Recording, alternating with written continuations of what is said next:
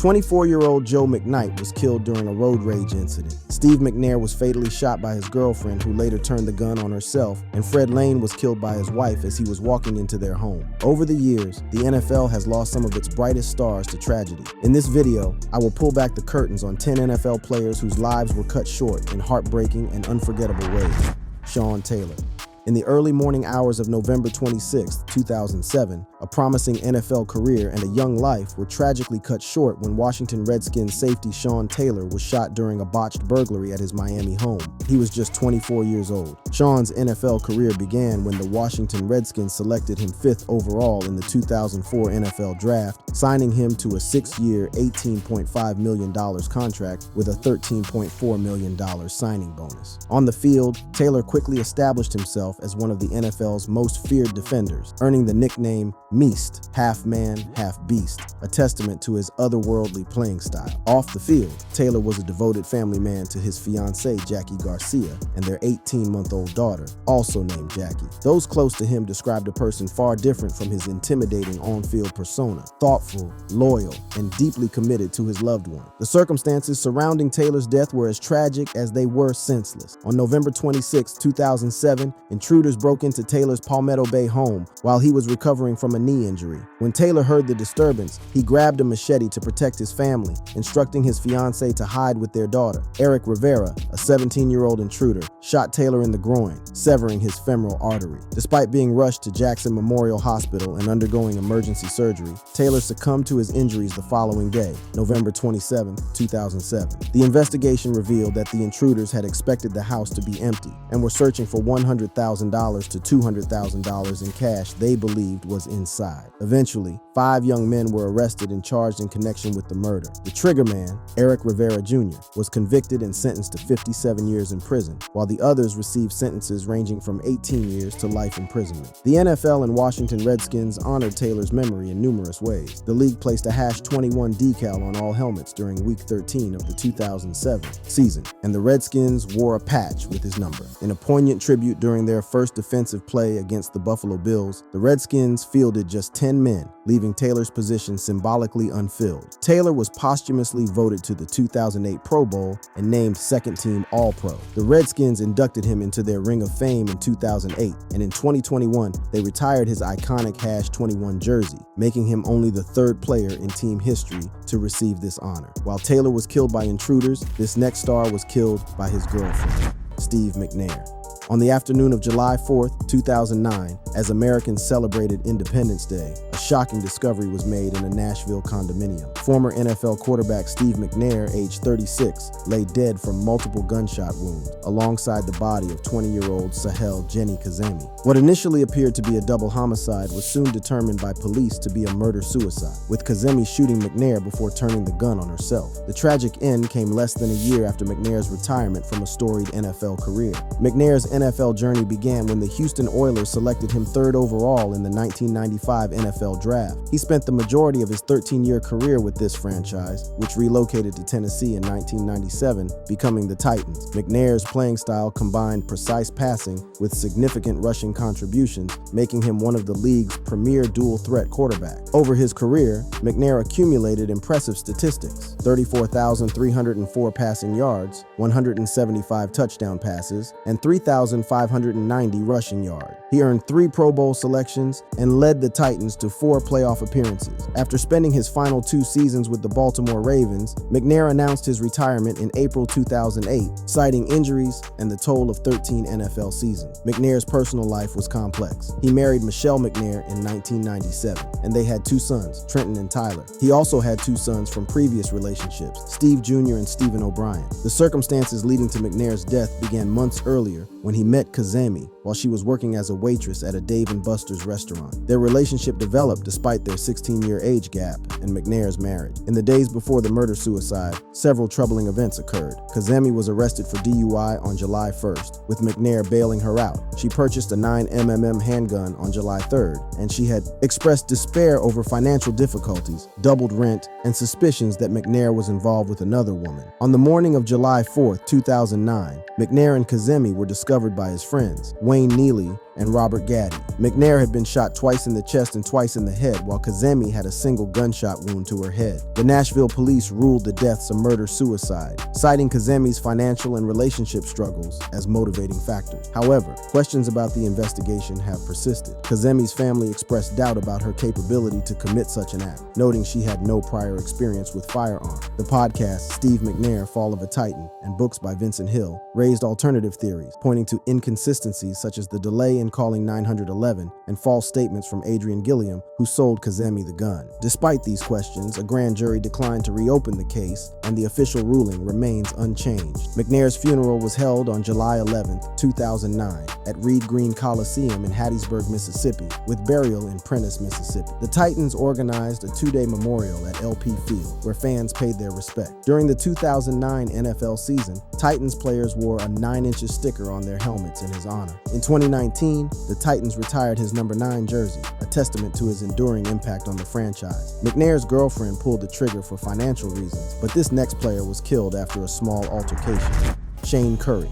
On May 4, 1992, in the early morning hours outside a Cincinnati nightclub, a promising NFL career was abruptly and violently ended. Shane Curry, a 24-year-old defensive end for the Indianapolis Colts, was shot and killed over what began as a simple parking dispute. The shooter was not another adult, but a 15-year-old boy named Arteez Anderson, a fact that added another layer of tragedy to an already senseless act of violence. Born on April 7, 1968 in Cincinnati, Ohio, Shane Curry grew up in a community where football provided structure and opportunity. He attended Princeton High School in Sharonville, where his athletic talents began to shine. Standing 6 feet 5 inches tall and weighing 270 pounds, Curry possessed the physical attributes that would eventually make him an NFL prospect. The Indianapolis Colts recognized Curry's potential, selecting him in the second-round 40th overall of the 1991 NFL Draft. Though his rookie season statistics were modest, appearing in 9 games with no starts, recording 8 tackles and 1 sack, the Colts saw promise in the young defensive end. The events leading to Curry's death unfolded in a tragically ordinary way. Around 1 a.m. on May 4,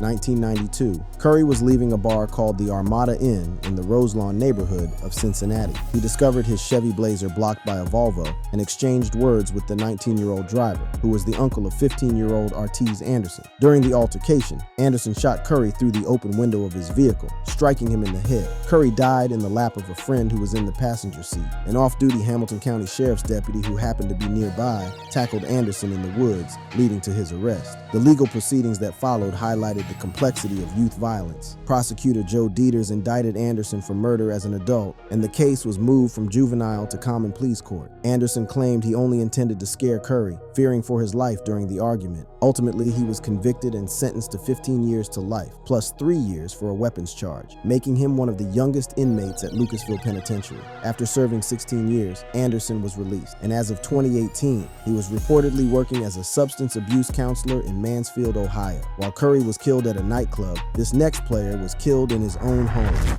Blenda Gay. On December 19, 1976, the football world was stunned by news that Philadelphia Eagles defensive end Blenda Gay had been murdered. The 26-year-old player was stabbed to death by his wife, Roxanne Gay, as he slept in their South New Jersey apartment. Gay's professional football career began with promise but faced early obstacles. He was selected by the Oakland Raiders in the first round of the 1973 NFL supplemental draft, but his time with the team was brief. He was cut during training camp without playing a regular season game. In 1974, Gay received another opportunity with the San Diego Chargers, appearing in just 2 games. Gay's career fortunes improved in 1975 when he signed with the Philadelphia Eagles. Under coaches Mike McCormick and later Dick Vermeil, Gay found more consistent playing time, appearing in 28 consecutive games over the 1975 and 1976 season. The tragic end to Gay's life came with shocking suddenness. On that December night in 1976, Roxanne, Gay stabbed her husband in the neck while he was sleeping. Despite managing to call emergency services, Blenda Gay succumbed to his injuries while being transported to the hospital. What followed was a high-profile legal case that became entangled with the emerging feminist movement of the 1970s. Roxanne Gay's defense centered on claims of long-term domestic violence, alleging that she acted out of fear for her life. The publication also alleged that when police were called to the couple's home, officers would often discuss football with Blenda rather than address Roxanne's complaints. However, the legal proceedings revealed a more complex picture. A panel of psychiatrists during a sanitary insanity hearing concluded that there was no evidence to support claims that Blenda had abused Roxanne. Her attorney also admitted there was no substantiation for the alleged beating. Instead, Roxanne was diagnosed with schizophrenia and found not guilty by reason of insanity. She was committed to the Trenton Psychiatric Hospital in 1977, and all charges were eventually dropped. She was released in 1980 after just 3 years of institutionalization. Gay's death sent shockwaves through the NFL and was widely reported in newspapers across the United States. Beginning in 1977, an annual Gay game was held each December. Blenda Gay is killed by his wife, but this next player was killed by gang members, Darren Williams.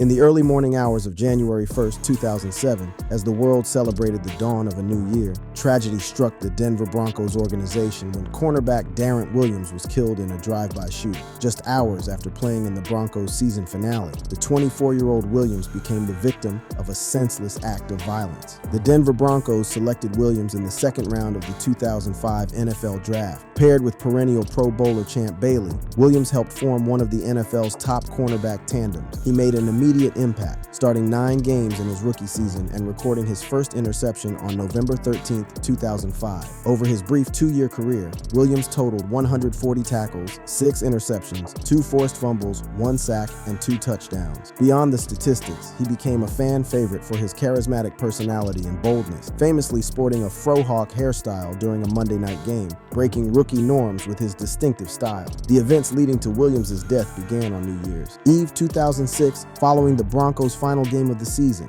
Williams attended a party at a Denver nightclub called Safari, celebrating the birthday of Denver Nuggets player Kenyon Martin. An altercation occurred at the club, primarily involving Williams' teammate Brandon Marshall and members of the Traitor Crips gang, including Willie D. Clark. The dispute reportedly began when Marshall's group sprayed champagne, which was perceived as disrespectful by the gang members. As the situation escalated outside the club, Williams and a group of 16 others, including teammates Javon Walker and Brandon Marshall, left in a rented Hummer H2 limousine. Clark, reportedly angered and jealous of the athlete's status, searched for a gun, got into a white Chevrolet Tahoe SUV, and pursued the limousine. At approximately 2:10 a.m. on January 1st, 2007, near the intersection of 11th Avenue and Spear Boulevard, Clark fired multiple shots at the vehicle. One bullet struck Williams in the neck, severing his carotid artery and jugular veins. He died within minutes in the arms of teammate Javon Walker. 2 other passengers were injured but survived. The investigation into Williams' murder faced initial challenges due to witnesses' connections to a gang drug ring that was under federal scrutiny. It took nearly 2 years to build a case against the perpetrator. On May 30th, 2008, the Rocky Mountain News reported a signed confession letter from Clark admitting to the shooting.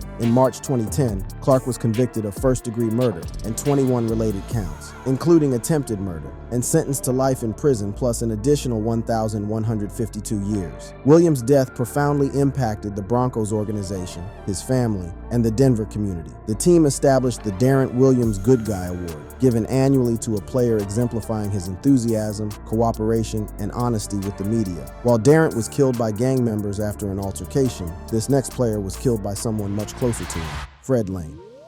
On a summer day in 2000, as Fred Lane prepared to begin a new chapter in his NFL career with the Indianapolis Colts, his life was tragically cut short in circumstances that would stun the sports world. On July 6, 2000, the 24-year-old running back was shot and killed by his wife, Deidre Lane, as he entered their home in Charlotte, North Carolina. His keys were still in the front door lock when his body was discovered. Born on September 6, 1975, in Franklin, Tennessee, Freddie Brown Lane Jr. showed athletic promise from an early age. His father, Fred Lane Sr., had been a standout at Natchez High School before its integration with Franklin High, providing a strong athletic lineage. Young Fred followed in those footsteps, developing into an exceptional running back at Franklin High School. Lane continued his education and football career at Lane College in Jackson, Tennessee. He established himself as one of the school's all-time great players, becoming the all-time leading rusher with 3,612 yards. Despite his collegiate success, Lane went undrafted in the NFL. However, his determination led him to sign with the Carolina Panthers as an undrafted free agent before the 1997 season. Lane's rookie season exceeded all expectations. He set several franchise records, many of which remained intact as of the 2017 offseason. In April 2000, Lane was traded to the Indianapolis Colts, signaling a fresh start for the running back. However, his personal life had become increasingly complicated. He had married Deidre Lane,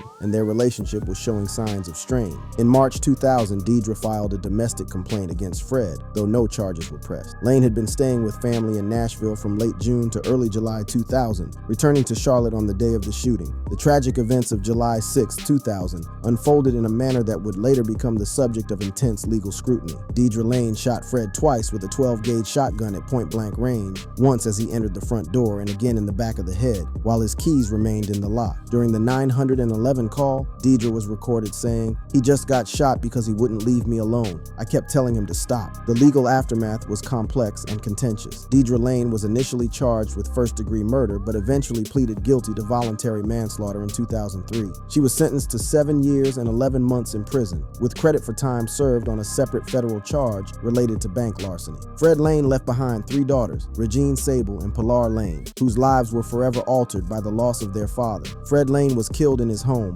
but this next player died in the presence of his coaches, Joanne Belchure.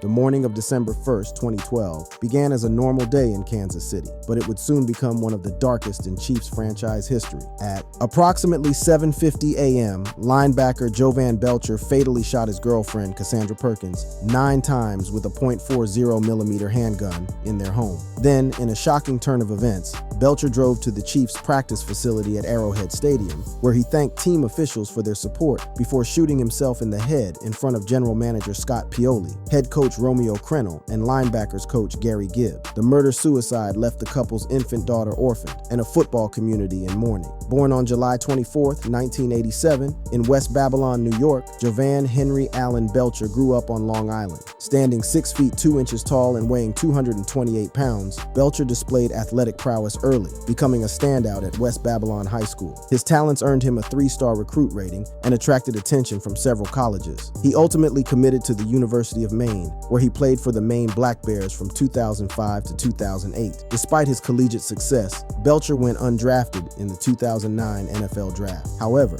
his determination led him to sign with the Kansas City Chiefs as a free agent, where he quickly proved his worth. Over his 4-year NFL career, Belchure played in 59 regular season games, starting 44 and 1 playoff game. Belchure's personal life centered around his relationship with Cassandra Perkins, with whom he had a daughter Zoe, born in September 2012. However, beneath the surface, the couple faced significant challenges. They had disputes over custody, financial issues, and differing lifestyles, creating tensions that would ultimately contribute to the tragic outcome. On the morning of the murder-suicide, Belchure's blood alcohol content was 0.170 mg/dl, indicating significant intoxication. After shooting Perkins, he drove to the Chiefs facility, where the shocking scene unfolded in front of team leadership. In December 2013, over a year after Belchure's death, his body was exhumed at the request of lawyers representing his daughter Zoe for a brain examination. The results were revealing. A medical examiner's report confirmed that Belchure had chronic traumatic encephalopathy, CTE, a degenerative brain disease caused by repeated head injuries. The report noted neurofibrillary tangles consistent with CTE, a condition also found in other NFL players who died by suicide, such as Junior Seau and Dave Duerson. Belchure's death and subsequent CTE diagnosis contributed to broader conversations about player safety in the NFL. He was one of at least 345 NFL players diagnosed with CTE posthumously, highlighting the significant risks of repetitive head trauma in football. Belchure was buried at North Babylon Cemetery in North Babylon, New York, and his team established a trust fund for his daughter Zoe, ensuring she would receive financial support despite the tragic loss of both her parents. While Belchure took his own life, this next player died under very different circumstances,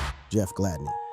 In the early morning hours of May 30th, 2022, the NFL community received shocking news that Jeff Gladney, a 25-year-old cornerback who had recently signed with the Arizona Cardinals, was killed in a car crash in Dallas, Texas. The accident also claimed the life of his girlfriend, 26-year-old Mercedes Palacios, adding another layer of tragedy to an already devastating event. Jeff G. Gladney was born on December 12, 1996, in New Boston, Texas. His college career began with adversity when he was forced to redshirt his freshman year due to a torn anterior cruciate ligament. However, this setback merely delayed his impact rather than diminishing it. He returned to become a 4-year starter for the TCU Horned Frogs, recording 5 interceptions and earning recognition as a 2-time all-conference selection in the Big 12, culminating in a first-team All-Big 12 honors by the Associated Press in 2015. 2020. His collegiate performance earned him a spot on the 2020 Senior Bowl roster, showcasing his skills for NFL scouts. Gladney's NFL Combine performance highlighted his exceptional athleticism, a 40-yard dash time of 4.48 seconds, a vertical jump of 37.5 inches, a broad jump of 10 feet 4 inches, and 17 bench press reps. These impressive metrics, combined with his collegiate success, led to his selection by the Minnesota Vikings in the first round, 31st overall, of the 2020 NFL Draft. However, Gladney's career faced a significant setback in April 2021 when he was arrested on a domestic violence charge during the offseason. This led to an indictment on August 3, 2021, and the Vikings released him the same day. As a result, Gladney did not play in the NFL during the 2021 season, his career suddenly in jeopardy. In a remarkable turn of events, Gladney was found not guilty of all charges in March 2022, clearing the way for his return to professional football. Seizing this second chance, he signed a 2-year contract with the Arizona Cardinals on March 16, 2022. Off the field, Gladney was a proud father to a young son, born in 2021. He maintained close ties with TCU, often seen with his son at spring practices and games in 2022. Tragically, just as Gladney's personal and professional life seemed to be back on track, disaster struck. On May 30th, 2022, at approximately 2:30 a.m. in Dallas, Texas, Gladney was involved in a fatal car crash. According to a crash report obtained by TMZ, his 2019 Mercedes-Benz SUV was traveling at a very high rate of speed and swerving before clipping a Lexus, losing control, crashing into a brick wall on Woodall-Rogers Freeway, and bursting into flames. Both Gladney and his girlfriend, Mercedes Andrea Palacios, perished in the accident. The news of Gladney's death elicited widespread sorrow across the NFL. Jalen Reagor, a close friend and former TCU teammate who was playing for the Philadelphia Eagles, shared his grief on social media, stating, "Lost my brother, my best friend, my right-hand man." While Gladney was killed in a car crash, this next player was killed by a dump truck, Dwayne Haskins.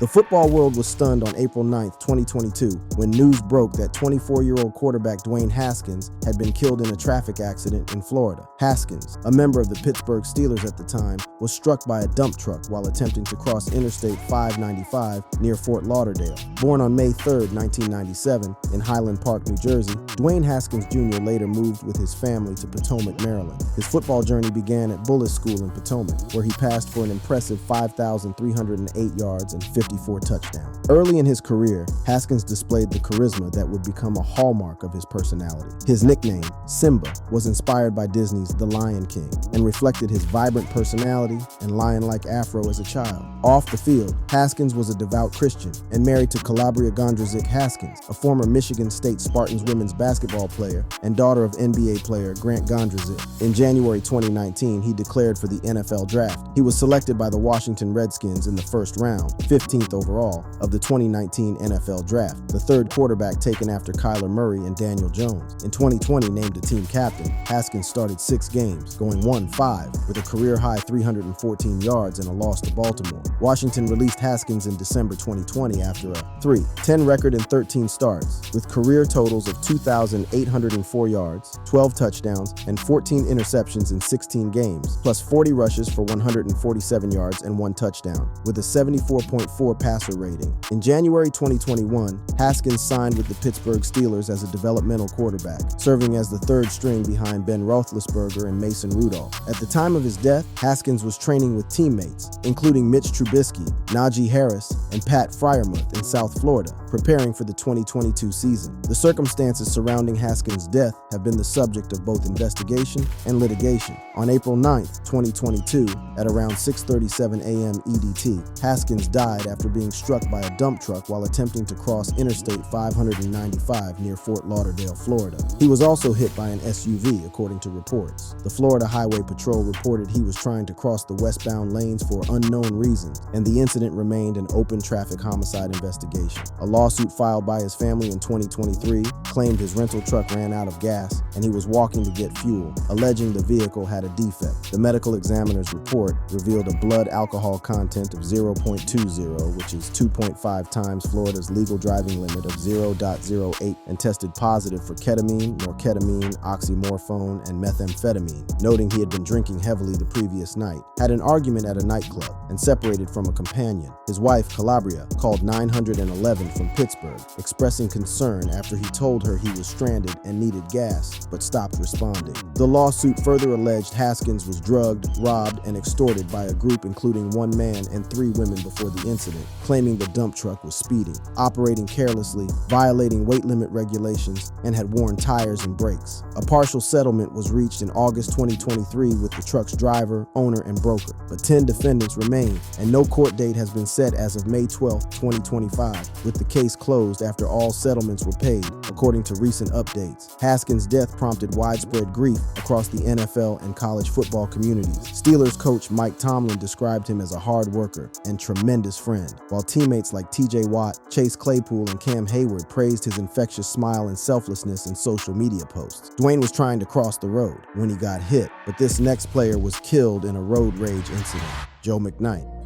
The afternoon of December 1st, 2016, brought shocking news to the football community. Former NFL running back Joe McNight had been shot and killed in a road rage incident in Terrytown, Louisiana. The 28-year-old's death, which occurred at the intersection of Holmes Boulevard and Berman Highway, would become not only a personal tragedy, but also the center of a controversial legal case that raised questions about justice, race, and gun violence in America. McNight entered the NFL when the New York Jets selected him in the 4th round, 112th overall of the 2010 NFL Draft. His early professional career presented challenges, with conditioning issues and nerves affecting his performance. However, he gradually found his niche as a return specialist and occasional running back. Over 4 NFL seasons, primarily with the Jets from 2010 to 2012, and briefly with the Kansas City Chiefs in 2014, McNight recorded 113 rushing attempts for 505 yards, 23 receptions for 241 yards, 2,339 return yards, and 4 total touchdowns. Off the field, McNight was a father